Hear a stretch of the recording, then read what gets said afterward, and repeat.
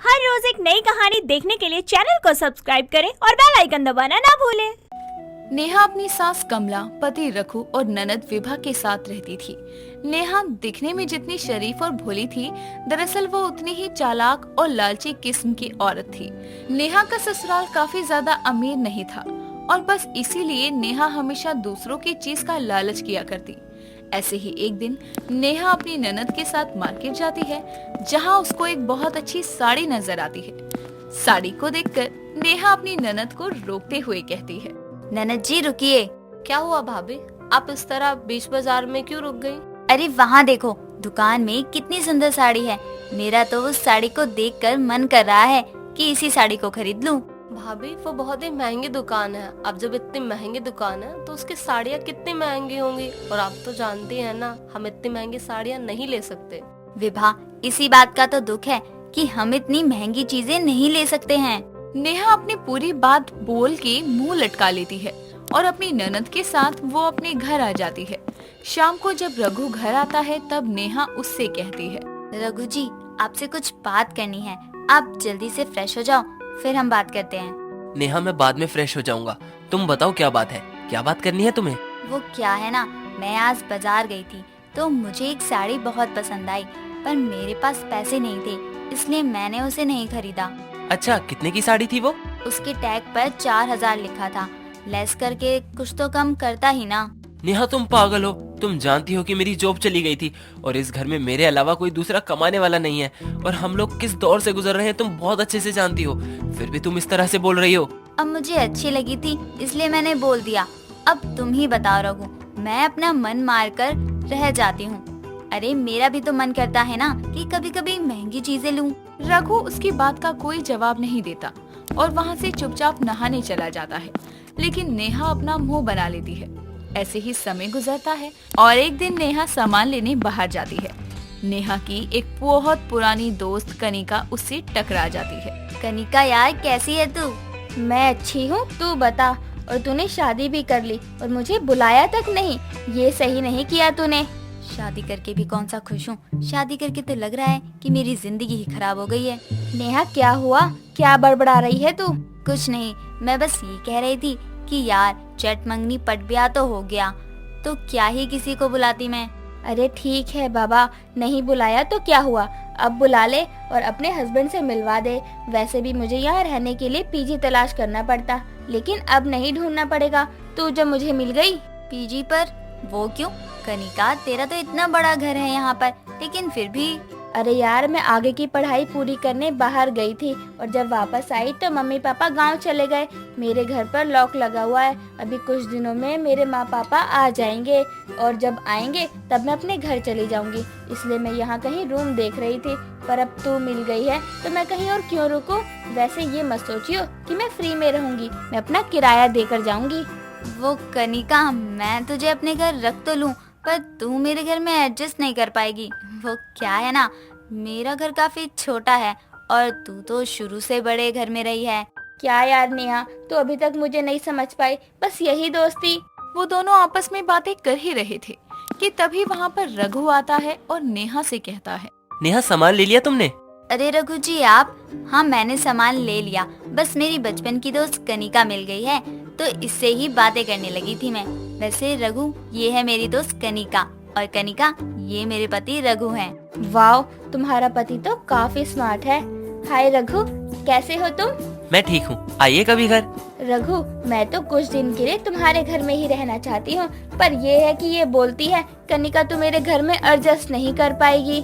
नहीं नहीं, आप आ सकती हैं। रघु अब कनिका को अपने घर में रहने की इजाजत दे देता है और उसको अपने घर ले आता है। इस तरह से अब कनिका और नेहा एक साथ एक ही घर में रहने लगती हैं। समय गुजरता है और एक दिन कनिका अपनी माँ से फोन पर बातें कर रही थी। माँ, मैं उस उल्लू से शादी नहीं करूँगी और हाँ, ना ही मैं घर आऊंगी, समझी आप? कनिका फोन पर बहस कर रही थी कि तभी ये सारी बातें नेहा की सास कमला सुन लेती है और इस बात का हंगामा मचा देती है। बहू, रघु, विभा, जरा बाहर तो आओ। कमला की बात सुनकर अब सभी लोग बाहर हॉल में आते हैं। बाहर का शोर सुनकर कनिका भी हॉल में आती है और कनिका को देखकर कमला अपनी बहू से कहती है, बहू रानी, तू अपनी दोस्त की बहुत हिमायती बना करती थी ना, मेरी दोस्त ये, मेरी दोस्त वो, और पता नहीं क्या क्या। पर देख, आज मैंने तेरी दोस्त को रंगे हाथ पकड़ लिया। रंगे हाथ पकड़ लिया मतलब? माँ जी, आप क्या कही जा रही हैं? कनिका, तूने कुछ किया है क्या? नहीं नेहा, मैंने तो कुछ नहीं किया।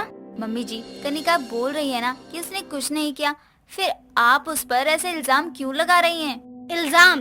अरे जरा इससे पूछो, ये अपने घर क्यों नहीं जा रही है? माँ जी, कनिका की फैमिली यहाँ नहीं है, इसलिए वो यहाँ से नहीं जा रही। अच्छा, जरा इससे पूछिए सच है, क्योंकि मैंने उसको बात करते सुना था अपनी माँ से। बात करते हुए बोल रही थी मैं घर नहीं आऊंगी। अरे अपनी दोस्त से पूछना कि मैं गलत हूँ या नहीं। हाँ, आप गलत नहीं है, आपने जो सुना सब सच था।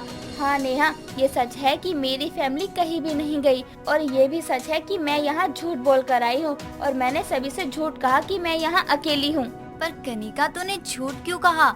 मुझे माफ करना, पर मुझे झूठ बोलना पड़ा, क्योंकि एक बहुत रईसज़ादा है जिससे मेरी फैमिली मेरी जबरदस्ती शादी करवाना चाहती है, पर मैं उससे नहीं करना चाहती क्योंकि मुझे अभी नहीं करना है, और इसलिए मैं घर से भाग गई। लेकिन अभी भी मेरी फैमिली मेरे पीछे पड़ी है। उसकी बात सुनकर अब सभी उसका साथ देने की सोचते हैं, जिसके बाद नेहा अपनी दोस्त कनिका से कहती है, कनिका, तुम अपनी फैमिली को अभी फोन करो और कहो कि तुमने शादी कर ली है। ये तुम क्या कह रही हो नेहा? मैं शादीशुदा नहीं हूँ तो मैं कैसे? कनिका, मैं अपना ससुराल गिरवी रख रही हूँ, तब तक के लिए जब तक तेरे पेरेंट्स को यकीन नहीं हो जाता कि तूने शादी कर ली है।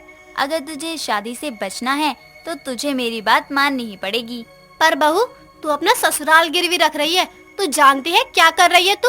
हाँ माँ जी, मेरे अंदर भले ही थोड़ा सा लालच था, पर जब आज मैंने अपनी दोस्त को इतनी अमीर होने के बाद भी दुखी देखा तो शायद मुझे अकल आ गई कि भले ही मैं गरीब हूँ पर खुश तो हूँ, और बस इसलिए मैंने उसे ऐसा करने को कहा।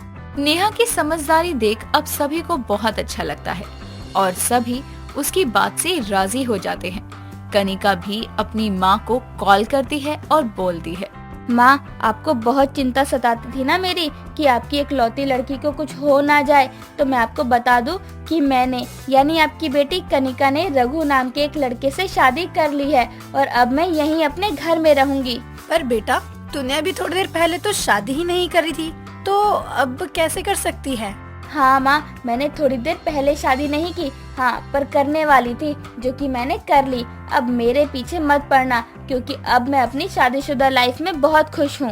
इतना बोलकर अब कनिका कॉल कट कर देती है और अब कनिका हाथ जोड़कर सभी से कहती है, आपका बहुत बहुत धन्यवाद। आज ऐसा लग रहा है कि मुझे किसी बोझ से छुटकारा मिल गया, और इन सब के पीछे आप लोगों की मेहरबानी है।